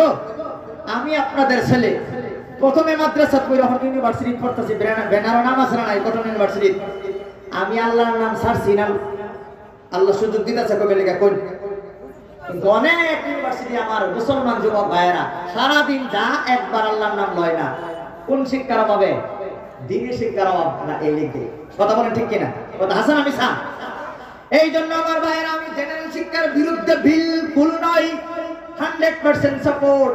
কিন্তু আমি এর বিরুদ্ধে ওযু গোসল না শিখায়া, হালাল হারাম না শিখায়া, না পাক না পাক না শিখায়া যদি আপনি স্কুলের মধ্যে ভর্তি করে দেন, এই শিশু বাচ্চার কোনো দোষ নাই, কিছু বুঝবে না। রাসূল বলে কুল্লু মাউলুদিন ইউলাদু আলাল ফিতরা ফাআবাওয়াহু ইউহাওয়িদানিহি আও ইউনাসসিরানিহি আও ইউমাজ্জিসানিহি আও কামা ক্বালা আলাইহিস সালাতু ওয়াস সালাম। আল্লাহ রাসূল বলে প্রত্যেকটা শিশুই মুসলমান হয়ে জন্মগ্রহণ করে, বাদে মা বাবা তারা হিন্দু বানা, খ্রিস্টান বানা, ইহুদি বানা, বেনামাজি বানা, সুদ করবানা, ঘুষ করবানা। কথা হাজার মিছা। এই ছোট বাচ্চা প্রথমে সুদ খায় না পরবর্তীতে বুইড়া ডিনে দেখতে দেখতে এখন এই ছোট বাচ্চাই প্রথমে বেনামাজি হয় যখন দেখে তার মা অনামাজি নাই বা অনামাজি নাই, দুই হাজারের মোবাইল নিয়ে ব্যস্ত, এন্দে একটা ব্যস্ত, এন্দে একটা ব্যস্ত। হ্যাঁ কি করবো, হ্যাঁ কয় আমিও অভ্যস্ত হইতেছি, আমিও বেনামাজি হইতেছি। বাহ, তারা ফলো করবে, ছোট বাচ্চা তার মা বাপরে ফলো করবে। এক বাচ্চা, একটা প্রফেসর আর একটা ম্যামের একটা ছেলে স্কুলে পড়ে। প্রফেসর পরীক্ষা লইয়া খাতা আনছে, খাতার মধ্যে লেখা আছে, একটা প্রশ্ন করছে যে তুমি কি হইবার চাও, what do you want to become, তুমি কি হইবার চাও? হ্যাঁ লেখছে I would like to become a smartphone, আমি একটা মোবাইল ফোন হইবার চাই। তখন কইল এই কোন বেয়াদব ছেড়াটা লেখছে, এটা একটা প্রশ্ন হইল, উত্তর হইল এটা বিরসে দেহে মেমে আর সারে বিরসে দেহে রুম নম্বর চেক করে দেহে তার ছেড়াই লেখছে এটা। তখন দেখে বললো বাবা তুমি এটা কি লেখছো? আমি তো সঠিক আনসার লেখছি, 100% সঠিক। ওইটা মাথার তার ছিঁড়ছিলি, ও তার ছিঁড়ে নাই, ও চিন্তা করে দেখো। তখন তার বাবা কইল কেন তুমি এই কথাটা লেখছো, তুমি একটা মোবাইল ফোনে বেসাও। তখন ছেলে চোখের পানি ছাড়ে আর কয় বাবা আমি যখন একটু বড় হয়েছি, যখন একটু বুঝি, তখন থেকে দেখি মা একটা হাতের হাত লম্বা মোবাইল নিয়ে খালি ব্যস্ততা, হ্যাঁ তুমি একটা মোবাইল নিয়ে ব্যস্ততা হও, এই মোবাইলটা তুমি লগে রাখো। মোবাইলটা বিছনার মধ্যে যখন শু কানের বুহের বুগুলো থইয়া তুমি ঘুমাও। এই জন্য আমি ভাবতেছি আমি মানুষ না হইয়া যদি একটা স্মার্টফোন হইতাম, এই স্মার্টফোনটা যদি তোমার কোলে থাকতো তাহলে তুমি আমারে আদর করতা, মার কাছে থাকলেও মা আমারে আদর করতো। এই জন্যই আমি স্মার্টফোন হইতে চাই। কথা বলেন ঠিক কিনা? ছোট গোলামের কোনো গুরুত্বই নাই। আল্লাহ রাসূল বলেছেন মুরু আওলাদাকুম বিসসালাহ ওয়া হুম আবনাউ সাবঈ সিনিন, 7 বছর হইলেই নামাজের হুকুম দাও। হুকুম ওই কামেরই দিতে পারে যেই কাম আগে থেকে তারে প্র্যাকটিস করে হিহানি হয়। নামাজ আগে না হিহাইলে 7 বছর হুকুম দিবা হইব? আমি জীবনে কোনোদিন এবিসিডি জানি না, আমার স্যারে গারো লইয়ে গেছে বুড়ের মুগলো যে লিয়াকত এবিসিডি লেখ ওর আমার হাইতান গোষ্ঠী আয়া চাপ দিল, আমি এবিসিডি লেখ ভাইয়া আমার হিহাইছেই না করতে হ্যাঁ আগে 1.5 মাস প্র্যাকটিস করে যদি হিহায়া যদি কয় লিয়াকত ওহন লেখ এবিসিডি বেড়ার মতন যে এবিসিডি একবারে একটু ABCD G H I J K M N Q R S T U W X Y Z একবার লাস্ট পর্যন্ত আমি লিখে দেন। কত ঠিক না ঠিক? ওহন আল্লাহ নবী বলেছে 7 বছর হলো নামাজের তাকিদ দাও, হুকুম দাও, মানে বুঝা গেল 7 বছরের আগেই তাদের নামাজ শিখাও। কথা বলেন ঠিক কিনা? ওহন নামাজ শিখাইব কেনা গো? বাপে তাহে ইনকামের দামদার, বাড়ির কেনা তাহে মা মার কিনে দিছে 1.5 লাখ মোবাইল, হ্যাঁ তো টুনু করে নামাজ শিক্ষা কিন্তু দিব হয়। আর মা টানছে সুন্দরী বিসমিল্লাহ জানে না, আল্লাহ শব্দ সারাদিন কয় না। এর ছেলে মেয়ে আল্লাহ কইতে রাসূল কইতে হ্যাঁ তো টন হিকবো হইতেই তো হয়। মা যদি শিক্ষিত না হয় মা যদি শিক্ষিত না হয় 7 বছর আগে নামাজ শিহানির কোন সিস্টেম আছে? কোন একটা বাবা সকাল থেকে লিয়া 24 ঘন্টার 22 ঘন্টায় বাইরে তাই ইনকাম করবার লিগা? শুধুমাত্র যদি মা যদি অ্যাক্টিভ না হয়, মা যদি দিনদারি না হয়, মা যদি দিনদারি না থাকে, তাহলে এই ছেলে নামাজি হওয়া অসম্ভব।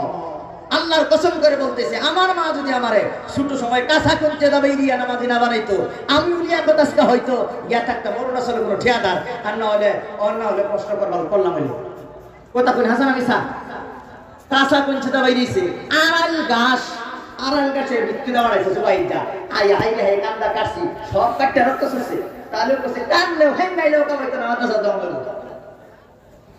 এই কষ্ট যারা করছে তারা আজকে সাকসেস, তাদের ছেলে মেয়ে নামাজ পড়ে। আমার যুবক ভাইরা যারা বেনামাজি হয়েছে, এরা কিয়ামতের দিনে ফাস্টিং করবো, আল্লাহ আমার বাপের ধরো, আর মারে ধরো, দাদারে ধরো, দাদিরে ধরো, ফোরদানিরে ধরো, ব্যক্তিরে দিলে আগে ঢুকাও, আমি ফিচাইতাছি মানছি।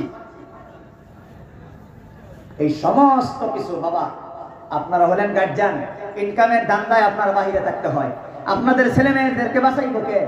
আপনাদের দায়িত্ব মাদ্রাসার শিক্ষককে লইয়া মাদ্রাসার মধ্যে আপনার ছেলে মেয়েরে দিন শিক্ষা দিয়ে আপনাদের দায়িত্ব পালন করে। আপনারা খুশি না বেজার?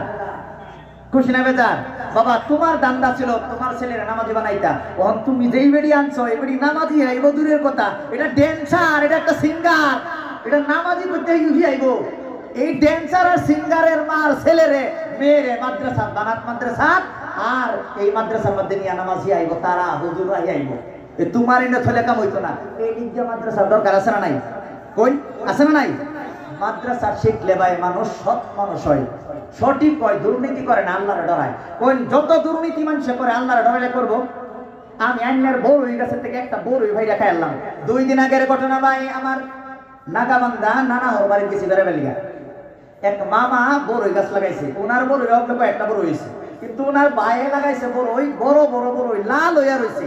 আমার কইতাছে জামাই একটা বড়ই সিরিয়াল বানিয়ে চাইছিলাম, কিন্তু বাদে মনে হয়ে গেল এই যে এক বেড়া বই আসিন বাগানের মধ্যে একটা আপেল হয়ে গেছি, আপেলটা খাই আলছি, এইটার কারণে বেড়ার কাছে গিয়া মাপ ছায়া 12 বছর না কয় বছর বেড়ার গুলামি কইরা এটার কুসুল এটা দাবি ছুড়াইছে, বড়ুলটা ছিঁড়ে আনছিলাম। এই কথা মনে হয়ে যাওয়ার লগে লগে এই বড়ই বাচ্চা বাজারও গিয়া একটা বড় কিনা খাইছি। সুবহানাল্লাহ। এই যে বড়ইটা সিরাত থেকে বাধা দিল কোন শিক্ষার কারণে? কোন কোরআন আর কোরআনের শিক্ষার কারণে। এই জন্য মাদ্রাসা জরুরত আছে না নাই? মাদ্রাসা শিখলে, মাদ্রাসা থাকলে, মাদ্রাসার মধ্যে বর্তমানে আমি অনুরোধ করবো মাদ্রাসা জেনারেল শিক্ষাটা আপনারা দিবেন। কমসে কম গণিত, বিজ্ঞান আর ইংরেজি এই 3টা চ্যাপ্টার আমাদের হোফাজ ভাইদেরকে যদি আমরা দেই, তাহলে হাফিজ হওয়ার লগে লগে এরা আলিম হইলেও হাফিজ হইলেও এই জেনারেল শিক্ষার কারণে দুনিয়ার কোনো অসুবিধা হতো না। আশা করা যায় সব জায়গা কি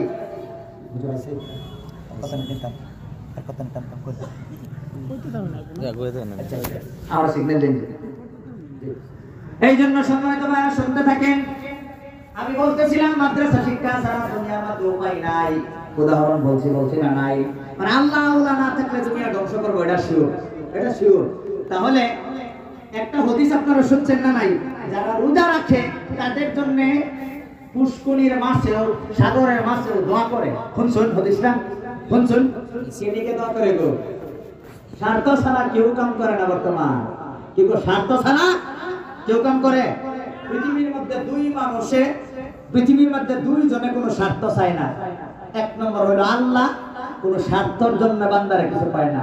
2 নম্বর হলো মা বাবা, কোনো স্বার্থের জন্য ছেলে মেয়েরে কিছু পায় না। এই 2 মানুষ ছাড়া আরো 2 জন আছে, এক ছোট বাচ্চা আর পাগল।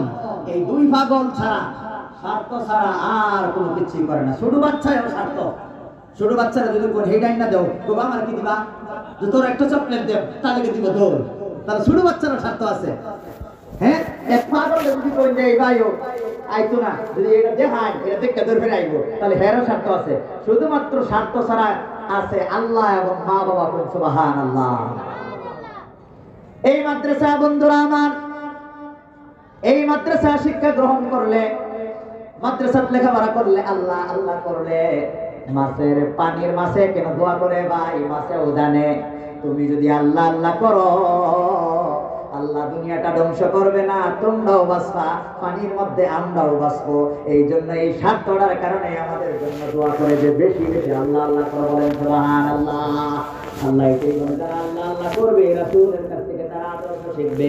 আর রাসূলের কাছ থেকে আদর্শ শিখতে শেখার জায়গা হলো এলপি স্কুল, হাই স্কুল, তাইলে কলেজ, তাহলে মেডিকেল কলেজ, তাহলে বাজার, কই দোকানের সার, দোকানের আড্ডা, কই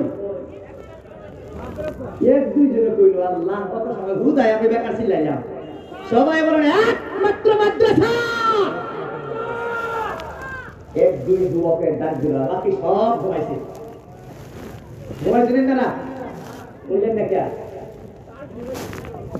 ভাই একটু অ্যাক্টিভ থাকবেন, কথাগুলো মনে থাকতো, অনেকদিন মনে থাকবে এই কথাগুলো। আমার বন্ধুরা, আমার ভাইয়েরা, মাদ্রাসা শিক্ষা গ্রহণ না করলে মরণকালেও গতি নাই। একটা উদাহরণ আমি দেই। মরণের সময় আল্লাহ তাআলা আপনারে জান্নাত দেখায়া দেখায়া দুনিয়া থেকে নিব। কোন মানুষ রে? ঈমানদার রে না বেঈমান রে? আচ্ছা আপনারাই বলেন, ঈমানদার মরণের সময় ঈমান লয়া মরে, ঈমানটা তরু তাজা করে, ঈমানটা মৃত্যু পর্যন্ত লাস্টিং করিয়া নেয়। ঈমানটা যে শিখে, এই শিখার জায়গাটা কই? মাদ্রাসা কিনা? কথা বলেন। মাদ্রাসার মধ্যে যদি ঈমান শিক্ষা না দেওয়া হয়, ওলামায়ে কেরাম যদি তাবলীগের মাধ্যমে গিয়া আমার ভাইদেরকে যদি না শিখায়, মসজিদের ইমাম সাহেব যদি আপনাদেরকে ঈমান না শিখায়, ঈমান না শিখায়, তাহলে ঈমান লয়ে যাবেন কিভাবে? কথা বলেন। ঠিক না? ঠিক না? এই ঈমান আমলের একমাত্র শিক্ষা প্রতিষ্ঠান হলো মাদ্রাসা। আমি একটা মজার কথা কই, শুনবেন? যারা মনোযোগ দিবেন জীবন ভর এই ওয়াজটা কামে লাগবে। আল্লাহ তাআলা আমাদেরকে 6টা হাতিয়ার দিয়েছে। কয়টা হাতিয়ার? সবাই দেখা নিবা। কয়টা হাতিয়ার? এই 10টা দেয়া দিয়েছে আল্লাহ। আমি বলছি 6টা, আমার বাবারা কই 10টা। বুঝছো না? এই যে এক আঙ্গুল আর ভাষা আঙ্গুল দেখেন সবাই। আল্লাহু আকবার। এখন হাত নামান। আল্লাহ তাআলা 6টা হাতিয়ার দিয়েছে। হাতিয়ারগুলা মূল্যবান, মহামূল্যবান। একটাও না। এই হাতিয়ারগুলার দাম হইল অমূল্য সম্পদ। কি গো? মূল্যবান বলেন না? মূল্যবান, মহামূল্যবান বলেন না? না বলেন মহামূল্যবান না। এইটার দাম হইল অমূল্য সম্পদ, যার কোনো মূল্যই নাই পৃথিবীতে। তার একটা হাতিয়ার হইল 2টা চক্ষু।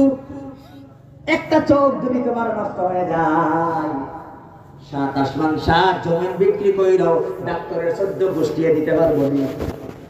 তাহলে এই চোখটা মূল্যবান, মহামূল্যবান না অমূল্য সম্পদ? কোনটা কি? অমূল্য সম্পদ, মূল্যই নাই তার। 2 নম্বর হাতিয়ার হইল কান। হাত কালা যারা হয়, দুনিয়ার কোন উন্নত চিকিৎসা বিজ্ঞানের এফআরসিএস ডাক্তার পর্যন্ত ফেল হয়ে যায়। কথা বলেন ঠিক কিনা? একটা কানের পর্দা ফাটিয়া যদি তার শ্রবণ শক্তি নষ্ট হয়ে যায়, পৃথিবীর কোনো এমন কোনো দামি দামি সুপার স্পেশালিটি হসপিটালের মধ্যে এই ব্যবস্থা নাই। দিল্লির অঞ্চলের মধ্যেও নাই। ব্রিটেন, আমেরিকা, লন্ডন, ইংল্যান্ড, পৃথিবীর সব উন্নত দেশের হসপিটালের মধ্যে এমন কোনো আজ পর্যন্ত কোনো প্রক্রিয়া, কোনো সায়েন্স এন্ড টেকনোলজির এমন কোনো উন্নতি নাই, মেডিকেল সায়েন্সের উন্নতি নাই যে কানটা আগের মতো আবার করে দিত। কথা বলেন ঠিক কিনা? এই জন্যই বোঝা যায় এই কানটাও হইল অমূল্য সম্পদ। কথা বলেন ঠিক কিনা? আর একটা হাতিয়ার হইল আমাদের নাক। এই নাক যদি নষ্ট হয়ে যায়, সুগন্ধি নেওয়া কোনটা দুর্গন্ধ আর কোনটা সুগন্ধ, এই সেন্সর যদি নষ্ট হয়ে যায়, পৃথিবীর কোনো মূল্য দিয়াও কিনা যাইবে না। কথা বলেন ঠিক কিনা? আরেকটা হাতিয়ার হইল কি? জিহ্বা। এই জিহ্বা ভাই যদি পাথরের মতো যদি শক্ত হয়ে যায়, পাথরের মতো যদি জিহ্বাটা ডাড হয়ে যায়, সুফা করবেন কিনা? আছে পাথরটা, জিহ্বাটা পাথরের মতো শক্ত হয়ে গেলে আলাপ বার হইব নি? তাহলে এটা মূল্যবান না অমূল্য সম্পদ? কথা বলেন। আর একটা হাতিয়ার হইল শরীরের সেন্সর, স্কিন। এই স্কিনটাও হইল একটা অমূল্য সম্পদ। প্যারালাইজড হয়ে গেলে দাউদা কুবাইলো, বেলেট দা কাটলো, আগুন ধরায় দিল, খুশি নাই। কথা বলেন ঠিক কিনা? কিন্তু এই সেন্সর থাকলে গরম দিন ইস বিরাট গরম, ঠান্ডার মধ্যে ইস বিরাট ঠান্ডা, ঠান্ডাতে বাচ্চা সর্দিতে বাঁচলো, সর্দিতে বাঁচলে নিউমোনিয়া থেকে বাঁচলো, নিউমোনিয়া থেকে বাঁচলে তার শরীরের মানে টেম্পারেচার ঠিক থাকলো। কথা বলেন ঠিক কিনা? হাসানা? তাহলে এই সেন্সর এটা মূল্যবান না অমূল্য সম্পদ? কথা বলেন। অমূল্য সম্পদ। আর সবচাইতে বড় যে অমূল্য সম্পদ এইটা হইল আমাদের মেধা শক্তি, স্মৃতি শক্তি, ব্রেন আর জ্ঞান। কথা বলেন ঠিক কিনা? এই 6টা হাতিয়ার আল্লাহ তাআলা প্রত্যেক মানুষকেই দান করেছে। কেন দান করেছে? কারণ এই 6টা হাতিয়ারের দ্বারা এই দুনিয়ার মধ্যে চলার জন্য সব কিছুই আল্লাহ আমাদেরকে শিখিয়ে দিয়েছে। বলেন সুবহানাল্লাহ। এই দুনিয়ার শিক্ষা ব্যবস্থা, স্কুলের শিক্ষা ব্যবস্থা, সায়েন্স এন্ড টেকনোলজির শিক্ষা ব্যবস্থা এই 6 হাতিয়ারের ফসল। এই 6 হাতিয়ার দিয়া কাজ করে মাইক বানিয়েছে। এই 6 হাতিয়ারের ফসল হইল লাইট। এই 6 হাতিয়ারের ফসল হইল 6 ঘন্টার মাধ্যমে ভারতের বুক থেকে মক্কা মদিনায় গিয়ে আমরা হজ করতে পারি সেই ফ্লাইট। এই 6 হাতিয়ারের মাধ্যমে আবিষ্কার হয়েছে দ্রুতগামী ট্রেন। এই 6 হাতিয়ারের মাধ্যমে আবিষ্কৃত হয়েছে পৃথিবীর উন্নত সায়েন্স এন্ড টেকনোলজি। কথা বলেন ঠিক কিনা? আল্লাহ তাবারক তাআলা মানুষের ব্রেনের মধ্যে এই সব কিছু আল্লাহ তাআলা দিয়ে দিয়েছে। এই জন্য পৃথিবীর মানুষের যত গবেষণা করবে ততই এই দুনিয়ার সুখ শান্তির জন্য তারা কিছু বাহির করতে পারবে। কথা বলেন ঠিক কিনা? আমার বন্ধুরা, আমার ভাইয়েরা, আল্লাহ তাবারক তাআলা এই দুনিয়ার চলার জন্য এইগুলা বিষয়গুলা দিছে। এই জন্য দুনিয়ার শিক্ষা ব্যবস্থার আগাও হইল ঘোড়ার ডিম, তলেও হইল ঘোড়ার ডিম, ছাড়া আর কিছুই নাই। এটা 6 হাতিয়ারের মাধ্যমে দুনিয়া শিক্ষা আরম্ভ হচ্ছে। হন ভাই, কিবা হন ভাই, দুনিয়া শিক্ষাটা 6 হাতিয়ারের ফসল। এটা যত রিসার্চ করবা তত বাড়াইব। এই ক্ষমতা আল্লাহ তাআলা সবই দিয়া দিছে। সর্বপ্রথম যে এমএ পাস করলো তার শিক্ষক এমএ পাস না বিএ পাস? কোন সর্বপ্রথম যে এমএ পাস করলো? পৃথিবীর এক সময় আসিল এমএ পাস ডিগ্রিটা আসিল না। তাহলে সর্বপ্রথম যে এমএ পাস করছে তার শিক্ষক কি বিএ এমএ পাস না বিএ পাস? বলেন বিএ পাস। সর্বপ্রথম যে বিএ পাস করলো তার শিক্ষক বিএ পাস না higher secondary pass? Higher secondary pass. সর্বপ্রথম যে হায়ার সেকেন্ডারি পাস করলো তার শিক্ষক হলো 10 পাস। সর্বপ্রথম যে 10 পাস করলো তার শিক্ষক হলো 9 পাস। সর্বপ্রথম যে 9 পাস করলো তার শিক্ষক হলো 8 পাস। সর্বপ্রথম যে 8 পাস করলো তার শিক্ষক হলো 7 পাস। সর্বপ্রথম যে 7 পাস করলো তার শিক্ষক হলো 6 পাস। সর্বপ্রথম যে 6 পাস করলো তার শিক্ষক হলো 5 পাস। সর্বপ্রথম যে 4 পাস করলো তার শিক্ষক হলো 3 পাস। যে সর্বপ্রথম 3 পাস করলো তার শিক্ষক হলো 2 পাস। যে সর্বপ্রথম 2 পাস করলো তার শিক্ষক হলো 1 পাস। যে সর্বপ্রথম 1 পাস করলো তার শিক্ষক হলো ঘোড়ার ডিম। নাই, কারণ থাকবেই না, কারণ এটা তো দুনিয়াতে আরম্ভ হয়েছে। এটা দুনিয়াতে আরম্ভ হয়েছে, এই জন্যই মানুষের গবেষণার ফল এইটা। এই জন্য আগা তো কিছুই নাই, তলেও কিছুই নাই, কিন্তু জরুরত কিন্তু ঠিকই আছে। দুনিয়াত না হলে চলার হইতে না। আমার যদি বেমার হয় তাহলে আমি মুফতি সাহেবের কাছে যাই মনে চিকিৎসা করার, না ডাক্তারের কাছে যাইতে হবে? তাহলে জরুরত আছে না নাই? বলেন। আমি মাইক ছাড়া যত চিল্লাই এই আওয়াজ দিব, তাহলে জরুরত আছে না নাই?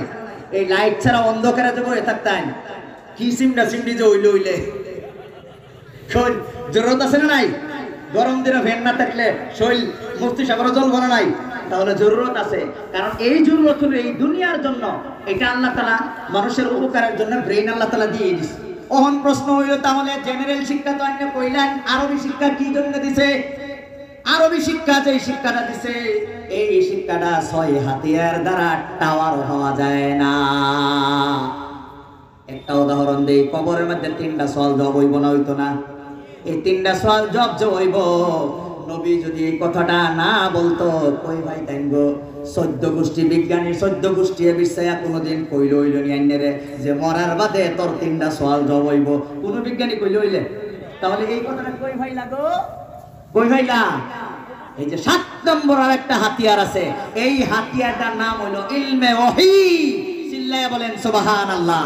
এই ইলমে ওহী হইল কোরআন আর হাদিস। কোন সুবহানাল্লাহ। কোরআনের একটা আয়াত পৃথিবীর কোন বিজ্ঞানীর রিসার্চের ফলাফল নয়। কোরআনের প্রত্যেকটা ওয়ার্ড, প্রত্যেকটা সেন্টেন্স, প্রত্যেকটা পাঞ্চুয়েশন, প্রত্যেকটা কমা সব আল্লাহ তাআলার তরফ থেকে। বলেন সুবহানাল্লাহ। অনেক পণ্ডিতে কয় কোরআনের মধ্যে ট্রেন বানানোর ফর্মুলা নাই কেন? কোরআনের মধ্যে ফ্লাইট বানানোর ফর্মুলা নাই কেন? কোরআন পড়ে ডক্টর হওয়া যায় না কেন? কোরআন পড়ে ইঞ্জিনিয়ার হওয়া যায় না কেন? বাবারে, ইঞ্জিনিয়ার হওয়ার জন্য তোরে 6 হাতিয়ার দিছে, এটা লাগায় তুই ও। ডক্টর হওয়ার জন্য 6 হাতিয়ার দিছে, এটা লাগায় তুই ও। ইঞ্জিনিয়ারের জন্য 6 হাতিয়ার দিছে, এটা লাগানি ও। যেই 6 হাতিয়ার দা টাওয়ার হইতি না, এই টাওয়ার ছাড়ার জন্য আমি আরেকটা 7 নম্বর হাতিয়ার দিছি। এই 7 নম্বর হাতিয়ার, এই 6 হাতিয়ারের দ্বারা সারাদিন শিক্ষার বন্ধ হইতো না। এই 7 নম্বর হাতিয়ার লাগবেই। এই 7 নম্বর হাতিয়ারটার নাম হইল কোরআন আর হাদিস। সুবহানাল্লাহ। কিয়ামতের ময়দানে 5টা সওয়াল হইব না নাই? এই সওয়ালের খবর যদি, এই কুশনটা যদি আউট না হইতো, আল্লাহর মুহের, আল্লাহর রাসূলের মুহের দ্বারা যদি আউট না হইতো, তাহলে এই 5 সওয়ালের 5টা কুশনের প্রিপারেশন পরীক্ষা দিবার লেগে কেউ হিকলা নইলে একটা মানুষ হিকলো না হইলে কবরও 3 সওয়াল হইব। এই 3 সওয়ালের যদি কুশন আউট না হইতো, কেউ আইনারা হল্লা নইলে কোন কোন কোন মরণের মধ্যে তোমার জাহান্নামে যাওয়া লাগবে। এই কুশন আউট যদি না হইতো, বিজ্ঞানীরা কইতো গো, বিজ্ঞানীরা রিসার্চ করে কয় আল্লাহও নাই, জান্নাতও নাই, জাহান্নাম নাই। নাস্তিকের বাচ্চারা কই ভাইবা তোমার 6 হাতিয়ারের দ্বারা এটা এই টাওয়ার হইতা না। এই টাওয়ার হইবার হলো 7 নম্বর হাতিয়ারের লগে কানেকশন করা লাগবো। 7 নম্বর হাতিয়ারটা হইলো কোরআন হাদিসের শিক্ষা। অহন কোন আখিরাতে বাঁচবার হইলে এই দুনিয়ার শিক্ষাই যথেষ্ট না আখিরাতের শিক্ষা চূড়ান্ত দরকার? কথা বলেন। আমি শিক্ষার মেরে গলা ভেঙে গেলতেছি। আন্নারা আন্না করে আল্লাহ আরো আরো আরো আরো লাহে করে তো বিজ্ঞান করে এত সুন্দর করে বোঝাইলাম, তার মধ্যে কোনো তোর ঘুষ নাই। এইটা যদি বাংলাদেশে খালি ইবা উড়াইতাম, এটা লাভ করে উঠতে হলো হইলে জুস আইব না হলে ইনশাআল্লাহ। আইব না নাই? আইব না নাই? আন্নারা কথাগুলা যা বলছে বুঝছুন না নাই? তাহলে ছোট বাচ্চারে 7 নম্বর হাতিয়ার রাখলে 6 নম্বর হাতিয়ার ফের সব ঠিক করে রাখবো।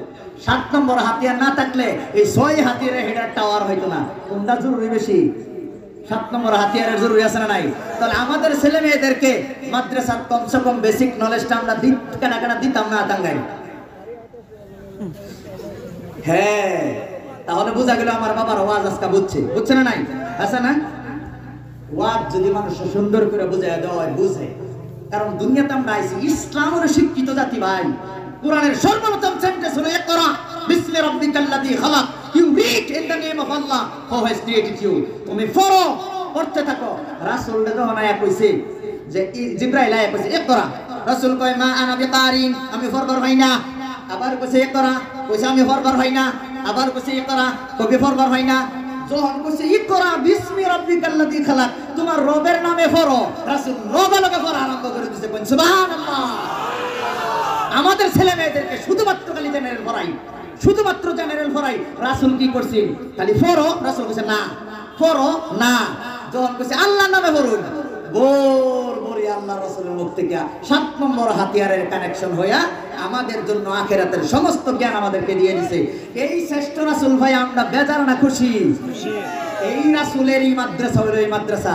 এই মাদ্রাসার জন্য যদি আমাদের মুখ্য অতিথি সাহেবে আন্নগর সামনে, আমি আগেই কইছি মাদ্রাসার বর্তমান নিজের কোনো পুঁজি নাই, নিজের কোনো চলে না। এই মাদ্রাসার আপনাদের ছেলেদেরকে 7 নম্বর হাতিয়ারটা শিখায়া, এই 7 নম্বর হাতিয়ারের নাম কি? 1 নম্বর হলো নামাজ। নামাজ হলো জান্নাতের চাবি। ওহন চাবি যদি আন্নের ছেলেরা তো না তাহে জান্নাতে ঢুকবো কি যাবো? তালা মারা, ঢুকবার জায়গা নাই। এই জন্য আমাদের দুইটা দরকার আছে। আমি মাদ্রাসা কর্তৃপক্ষকে কাতর অনুরোধ করতেছি, মাদ্রাসার হিফজ মাদ্রাসার মধ্যে একটা সাবজেক্ট ইংরেজি, একটা সাবজেক্ট গণিত, একটা সাবজেক্ট বিজ্ঞান, এই 3টা বেসিক আপনারা দিয়া দেন ইনশাআল্লাহ। লগে লগে কোরআন হাদিস পড়ান। আগে এই ধরনের মাদ্রাসাই ছিল। একটা ভালো একটা ইনফরমেশন দেই, বর্তমানে তকি উসমানীর বাবা দারুল উলুম কারাচির মধ্যে খারুইয়া বেড়া ভাষণ দিচ্ছেন যে আমাদের দারুল উলুম দেওবন্দের সিলেবাসের দরকার নাই, নদওয়াতুল উলামা লক্ষ্ণৌর সিলেবাসের দরকার নাই, আলিগড় মুসলিম ইউনিভার্সিটি বিশ্ববিদ্যালয়ের সিলেবাসের দরকার নাই। আমাদের সিলেবাস হওয়া দরকার নারে তাকবীর, আল্লাহু আকবার, নারে তাকবীর, নারে তাকবীর, আল্লাহু আকবার। কারি মুস্তাকিম জামাত, কারি মুস্তাকিম জামাত জিন্দাবাদ, নারে তাকবীর, আল্লাহু আকবার, নারে তাকবীর, আল্লাহু আকবার। কারি মুস্তাকিম জামাত, ওই মাশাআল্লাহ মাশাআল্লাহ, নারে তাকবীর, আল্লাহু আকবার, নারে তাকবীর, মাশাআল্লাহ, ওই নারে তাকবীর। কারি মুস্তাকিম জামাত দিনী যাত্রা জিন্দাবাদ। ভাই শুনেন দিনের কথা চলা অবস্থায় দিনের কথা চলা অবস্থায় তাকবীর দেওয়াটা উচিত না, কারণ মানুষের ইনশাআল্লাহ আমাদের মেহমান আসতেছে, আমরা ওনাকে আহলান ওয়া সাহলান ওয়েলকাম জানাই। উনি আসতেছে, শুনেন আমার লাস্ট কথাটা শুনেন, লাস্ট ফিনিশিংটা দিতে দেন। উনি আসতেছে, কারি সাহেব তেলাওয়াত করবে, কিন্তু কারি সাহেব তেলাওয়াত করবে এর আগে আমি লাস্ট কথাটা আমি বলতে চাই। কি বলতেছিলাম কই বলেন, লাস্ট কি কথাটা বলতেছিলাম আমি? হ্যাঁ, মাদ্রাসা। কি বলতেছিলাম? এই যে মাদ্রাসা আমাদের, উনি সাফি সাহেব বলেছিলেন, যিনি মারিফুল কিতাবের রাইটার, উনি বলতেছে আমাদের আগে সলফে সালিহিন এর যে শিক্ষা ব্যবস্থা এটা আমাদের লাগে। এটা কি? মাদ্রাসার পয়রা ফিজিক্সও শিখবো, কেমিস্ট্রিও শিখবো, উসুল হাদিসও শিখবো, মানে হাদিসও শিখবো, কোরআনও শিখবো, তাফসীরও শিখবো, ফিকহও শিখবো, কেমিস্ট্রিও শিখবো, সব একলগে শিখবো। এইটা হলো আগের শিক্ষা ব্যবস্থা। কথা বলেন ঠিক কিনা? এখন আমাদের দারুল উলুম দেওবন্দ ক্লাস 10 পর্যন্ত পড়ানো বাধ্যতামূলক করছে। গতিকে আমাদের লোকাল মাদ্রাসাগুলো তো আমাদের লোকাল জেনারেল শিক্ষিতর মাধ্যমে আমরা যদি তাদেরকে কমসে কম জেনারেল শিক্ষাটা দেই, আল্লাহ তাআলা আমাদের সবাইকে তৌফিক দান করুন। বলেন আল্লাহুম্মা আমিন। এখন আমাদের কারি সাহেব আছে, যারা বাইরে যারা আছেন তারা সবাই ইনশাআল্লাহ এসে যান। যে কথাগুলো ভাইয়েরা আমার, যে কথাগুলো আমি বললাম মনে থাকবে তো ইনশাআল্লাহ? মনে থাকবে? লাস্ট একটা কথা বলে আমি কথা শেষ করব। কে কে শুনতেন না আতান গাই এই কথাও শেষ কারি সাহেব ইনশাআল্লাহ তেলাওয়াত করব। লাস্ট একটা কথা কইবার চাইতেছি কি, সমস্ত ওয়াজের খোলাসা কথাটা হইল মানুষের জীবনে মানুষ হয়ে থাকতে পারে একটা কাজে, এটা হলো ইবাদত। এটা কি?